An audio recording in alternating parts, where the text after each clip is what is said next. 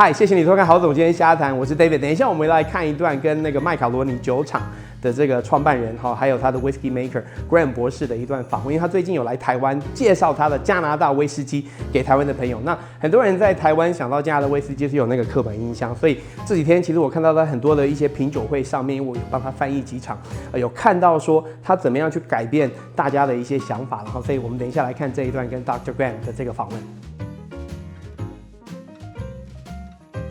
Hi Graeme, thank you for coming to be with us. This is your first trip to Taiwan, right? How are you liking it so far? It's absolutely amazing. Yeah? What do you like the most about Taiwan? The people are all amazing, right? And the food is so varied and interesting. Have you had a lot of local food, to be honest? Yeah. I had hamburgers and I had pizza and I had pasta. No KFC. Okay, all right, that's good to hear. So, even though you started your journey, you're a Scotchman.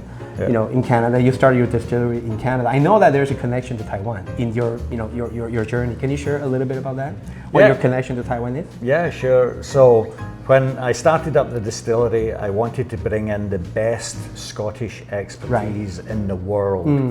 And back in 2015, when Cavalan won World's Best with a 5-year-old, I found out that there was a Scotsman called Dr. James Juan behind Cavalan's World's Best. Yeah. And so that was my inspiration to contact James Juan. Right. Because of Cavalan. I see. So you found out about James Juan through Cavalan? Yes. Well, you're welcome.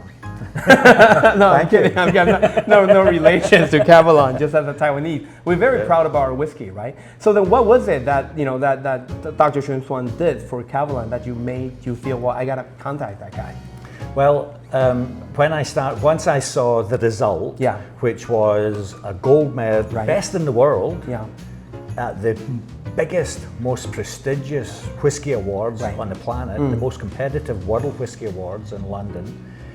And that meant this Taiwanese whiskey, which was only 5 years old, took on the pride of Scotland, 15, 20, 30-year-old Scotch whiskies, and defeated them all. And that was amazing for me. That was an education. I thought, this guy has expertise I want to work with. Right, and then so you called them up? Yes. Like you call everybody up? I've heard the last few days you call a lot of people up to ask them for, like Ben Walker, Jim McEwen, you call them all up. They're all in your speed dial. So you call up James Juan, and he grilled you for 45 minutes. Yes, to make sure you're serious. Yes, Jim's a consultant. Yeah. And I thought, okay, I give the consultant money. Yeah, he should be happy, right? He gives me advice. Yeah. And I thought I'd interview him. He spent 45 minutes grilling you very politely. Okay, grilling you, asking very probing questions. Right. And at the end of it, I was but it was fantastic because he could see the passion. He could see that it was all about the quality. Right. And he said, Graeme, I would love to work with you. So what was your experience like, working with James Juan? And what do you see are his influences on the whiskey you make? It was a once-in-a-lifetime experience. It was a privilege. He was a very humble man. Right. His knowledge was immense. Yeah. He had visited every Scotch distillery in Scotland as an internal consultant with the Scotch Whisky Research Institute. And he had a PhD. He's a doctor, very engineering. A doctor of chemistry. And his PhD was on whiskey maturation. Right. That was 50 years ago. Yeah. No one knew anything about maturation 50 years ago. Right. So he was a world leader. And he'd been around every Scotch distillery. His knowledge was immense. When he won World's Best at Cavalan, one report called him the Einstein of whiskey. Right. And yet he was a humble man. And so one PhD to another PhD, I was able to just talk endlessly about everything he had learned. And I even said, look, I don't want you to only come to Canada a few times, each year or whatever. But when we decided to buy the wood, the oak casks, I said, come with me on a world tour. We'll travel to Kentucky, Portugal, Spain. That was weeks one-on-one with the greatest mind on the planet. It was fantastic. Well, what was it like traveling with the great Dr. James Juan? It was great. We talked about sex. We talked we'll have to talk about that after the interview. We talked about politics, religion, and lots about maturation. I learned so much. But again, he wasn't allowed. He wasn't an arrogant person. He was very, very humble, but his knowledge was immense, and he was a very kind person as well. Right. Can you share with us some of the, his traits that we'll find, or his influences on your whiskey? Yeah, sure. So to take 2 steps back, when Jim went round all of these Scotch distilleries with a PhD scientist's mind, he looked at the best practices. What was the best milling, the best mashing, the best fermentation, best wash distillation, spirit distillation, best wood practices. Yeah. And he figured that if I bring those best practices together in one production method, to kind of combine and synthesize it all. Yeah, because if you make this and that better, the additive effect is much, much better. Cumulative effect. And so that's what he did for Cavalan. But when he came to us, he said, Graeme, I get a little bit better each time, and I just dial it in a bit more to make it even better. And so there is a Jim Juan method. So the Jim Juan method, I think, can be summarized by you must have for-size pot stills. Right. They're the best in the world. Okay. You do a longer fermentation to build up more flavor. Right. Longer fermentation. Yep. Do slow trickle distillation. Right. And Jim said the narrowest cut on the spirit run in the entire Scotch industry. Right. To select for the best. fruity and floral notes, Yeah. right, and very smooth. Yeah. Then buy the best wood. Do not compromise on the wood. Right. And if you so you're going to create a great spirit with those methods, put it into great wood, and hopefully good things will come. Speaking of the wood, you're a very smart man, because when he introduced you to his wood connection, let's call it, you said, I just don't want the phone numbers. I want you to take me there. I want to meet the people. Yeah, and that was it was expensive for a small business to do, but it was so valuable. It was interesting because all of these businesses were family-run businesses. Right.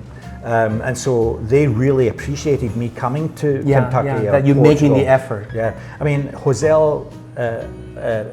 Jose Miguel Martin in Jerez, he supplies Macallan with the sherry wood, Glendronach, and now he supplies us. And I spent the whole day with him, and he took me through all of these sherry casks sampling, and it was amazing, right? I had my son on the trip as well. Yeah.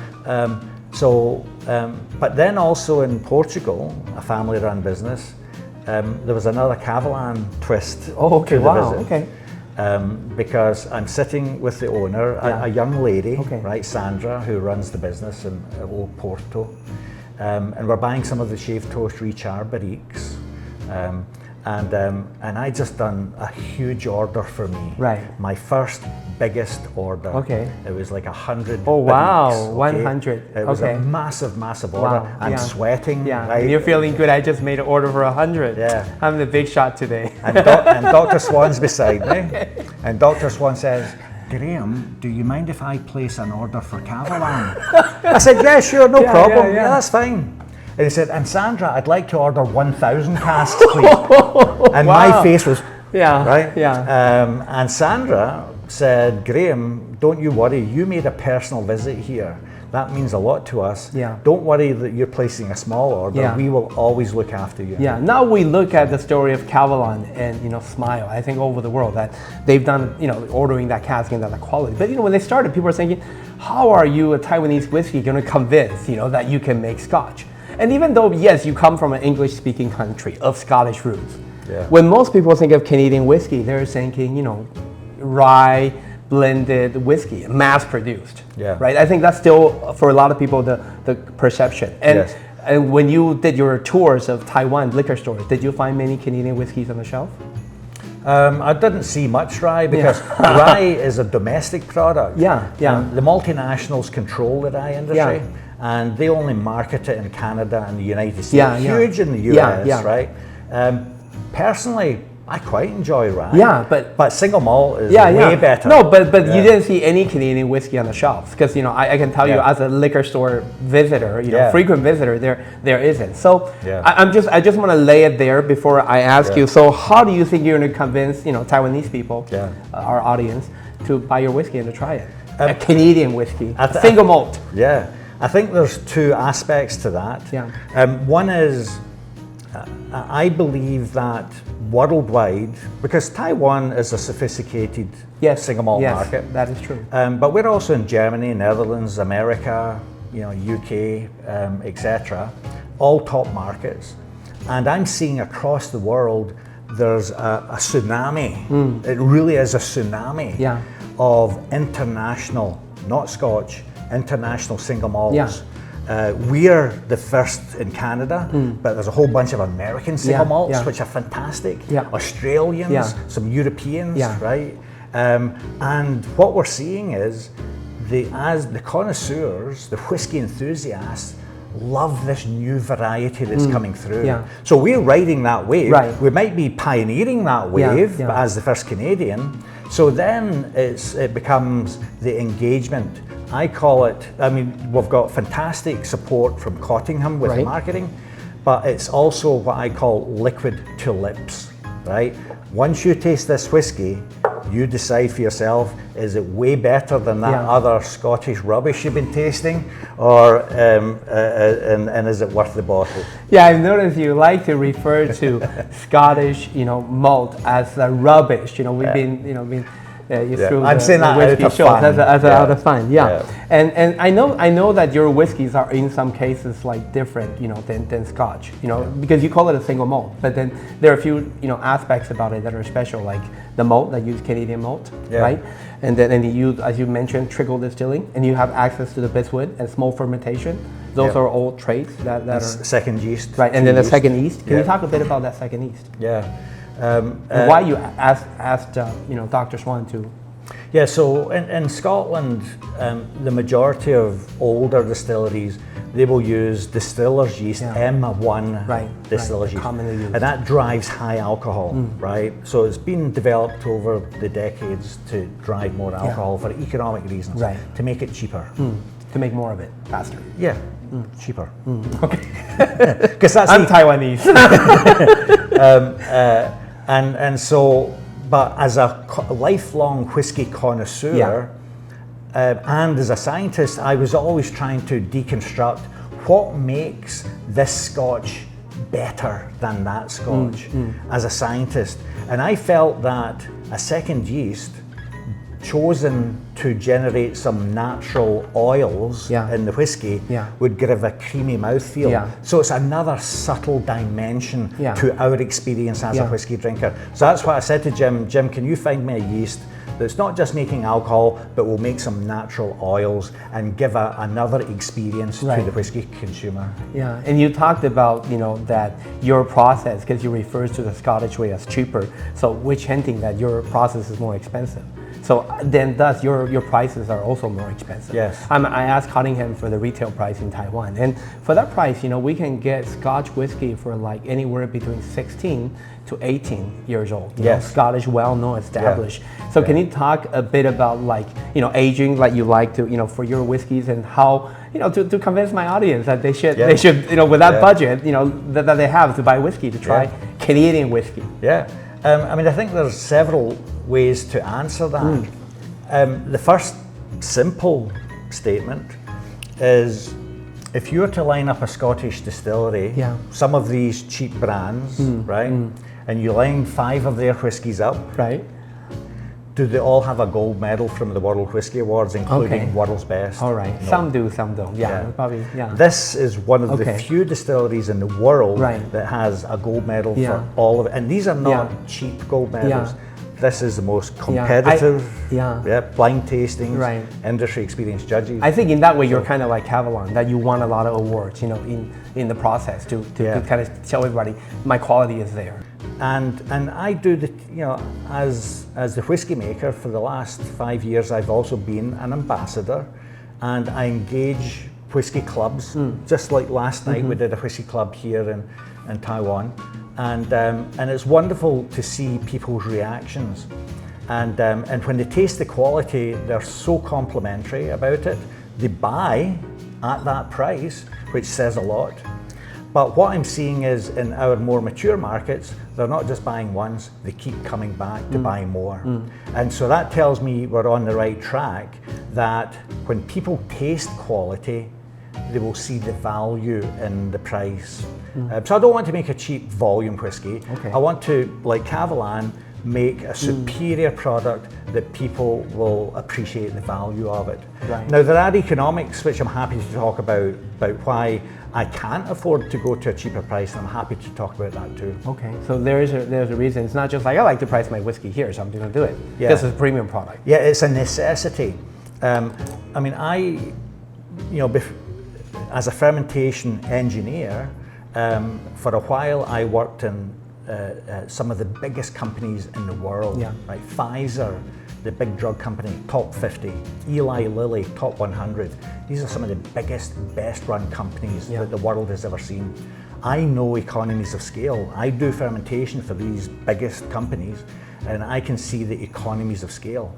For me, as a boutique craft distillery, I have diseconomies of scale. So, you know, I can't buy 100,000 glass bottles at half the price. Right. So I pay twice the price for bottles. Right. My labels, my etching, the cartons that go in, the grain I buy, I can't negotiate bulk prices. So that's just the diseconomies of scale. But then when you add on my drive to want to get superior quality costs money. Yeah. And so slower distillation, slower fermentation. Well, even a second yeast. Yeah. I mean, right. yeast Second actually costs quite a lot of money, right? And use it once, and right. In beer, you can reuse the yeast, but with whiskey, you use it once, right? And that's quite expensive actually, doing second yeast. But yes, our distillation, it's almost twice as long as your typical Scotch distillation. That means I can only do half the amount of whiskey in a year, and yet I've got all the same staff, I have all the same building costs, and I can only pay that off with half the amount of whiskey. So it's crazy, right? I also do the narrowest cut in the entire industry, which means most of the alcohol is going to recycle, and I'm only harvesting a small amount. So yeah, it's very, very, very expensive to make my whiskey, and honestly, you know, so many years into this, we're still losing money every year. I just simply can't afford to spend, you know, to reduce my costs because we're still not making money. Right. Hopefully in a few years' time, Yeah. we might be able to do that, and then we can do some more marketing like the big guys do. But for a small distiller, it's very hard to make a profit. Well, one thing that is very, very clear, I think, when you explain that to the quality of the whiskey is the drive and the passion you have for whiskey. Because I mean, you study and wanted to work in whiskey, you had to wait a long time working in a pharmaceutical company before being able to, you know, maybe wake up one day and realize the only way I'm going to be a distiller is if I start my own distillery, perhaps. Yeah, sure. And then so you went on a 3-year journey to get over 700 as investors. So you have, like, how many investors do you have in your company? Yeah, that is just over 700. Over yeah. 700 people own the company, and then it's kind of like a crowdfunding. Can you talk a little bit about this journey and what it was like to get 700? You know, to convince 700 people to give you money for a distilling? Was it hard? So it was a lot of fun. Okay. And what I'd like to do, if you don't mind, is once we talk about this, is I would like to talk about, you know, the Canadian barley. Yeah. I forgot to mention how more expensive that right. is. Okay. Right? Okay. And yet it's better quality. Okay. So perhaps we can come back. Yeah, to that. That's Canadian barley. That part to that, you know, the cost. Yeah. Better than the that. higher cost. Okay. Better than that, Scotch. Right? So, that's the third time you said it on the show. So, but yeah, no, the entrepreneurial fundraising part. So from big pharma, biggest companies in the world, I moved into biotechnology, which is very entrepreneurial. Yeah. Biotechnology got me involved with venture capitalists. Venture capital, as you know, was invented in America, very quickly picked up in Canada, right, because we're right next door to each neighbors. other. And so I got, when I was in biotech, I got involved with venture capital. The acronym for venture capital is VC. VC also stands for vulture capital. Right, okay. And vulture capital is a way of saying, you've got to be careful if you get into bed with the venture capitalists, right? Because they will try to take over the company very often. So as a passion project, I knew I wanted to be able to drive the direction of this and keep control of the company. Yeah. how do you raise money if you don't go to venture capital? You got to look for people who are interested. I'm not wealthy. I had to mortgage my house, right? And put a massive mortgage on the house. And then I decided I'd worked with building an angel investor network when I was in biotech. And that's quiet money in town that would be interested to invest in someone local, but don't want to be pestered by all these people who are desperate for money. So an angel network just quietly introduces the good opportunities to people that have some quiet money. And so I built one of those. And as I did that, I realized there is a unique opportunity here. If I want to raise money for a distillery, let's talk to whiskey enthusiasts like you, right? And share the dream. And then say, hey, do you want to be part of this dream? Oh yes, give me your money. Right? Now, Cavalan came into this. Oh, okay, wow, okay. Because I don't have a building, I don't have whiskey, I have nothing. I only have an idea. A dream. A dream. And so I spent my mortgage money and flew across Canada from coast to coast to whiskey clubs like we did last night. And I would tell people about the dream. And I had 2 whiskeys. Okay. One was a 3.5-year-old Cavalan. Concerto, I think it was. The port pipe 3.5-year-old.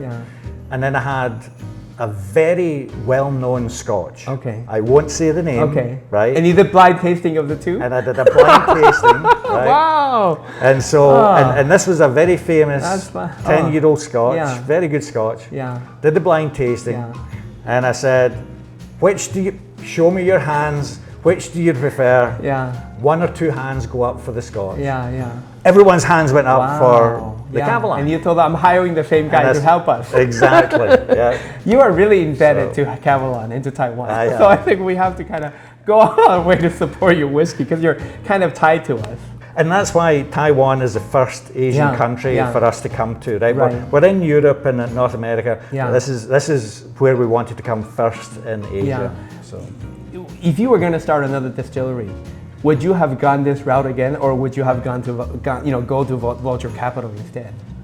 That's the question to ask. For somebody who's been through this journey, would you do it again? I think yes. Okay. Because with 700 passionate whiskey enthusiasts, they all are ambassadors. Right. But it's a joy because in biotechnology, if you raise money from investors, it's, how's the business doing? Right? When are we going to make a profit? Right? We're going to see my returns. With whiskey enthusists, it's when's the next whiskey coming out? Oh, that whiskey was amazing. They're happy just to be paid in whiskey. In fact, it was actually one of my whiskey enthusiasts who introduced me to Cottingham. Right. Very recently, I had another whiskey investor enthusiast who was on Islay on holiday, and he bumped into a Swiss importer from Switzerland, and they got talking. And my small investor said, "Have you ever heard of Macaloney's?" And the Swiss guy, "Who?" Right? And so my small investor, "Oh, you've got to try their whiskey."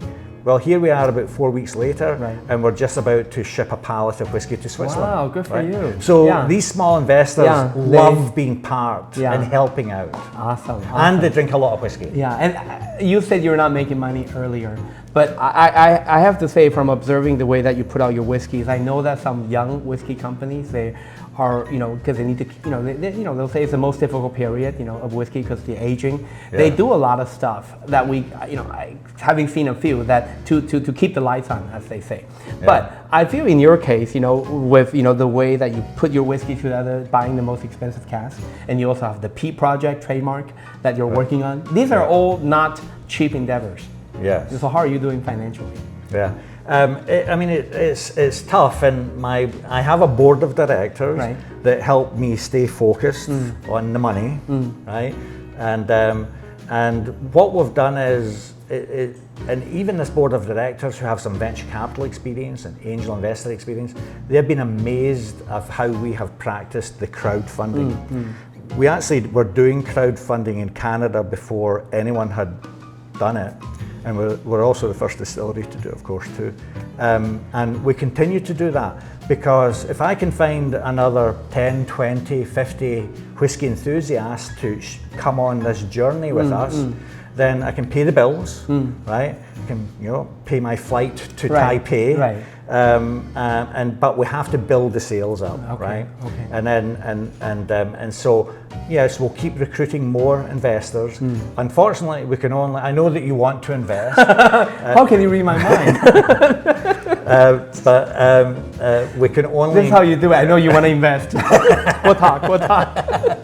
But we can only recruit Canadian investors because securities regulations, right? So you have to be a Canadian resident. But that's fine because we're just building our network of enthusiasts that spread the word. So you're continuing. And I'll say, try my whiskey. Now you have whiskey. You don't have to pour Cavalier. You can pour your own whiskey. But so you're continuing to raise as you go. That's what you're saying.